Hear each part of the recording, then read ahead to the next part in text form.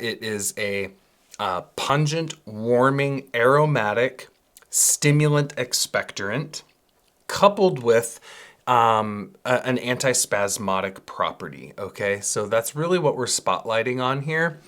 And that makes it useful for, the patterns that would be opposite of all of those things, right? So cold, damp, phlegmatic, tense coughs, okay? So here we're looking at really any manner of respiratory tract infection or cough whereby there is excessive amounts of phlegm and mucus in the lungs that is difficult to expectorate, right? It's become thickened, congealed, and has adhered to the wall of the mucosa, making it especially difficult to expectorate. And what we see here too with this pattern with Hyssop is that it's really good when the the mucosal membrane is really not secreting mucus.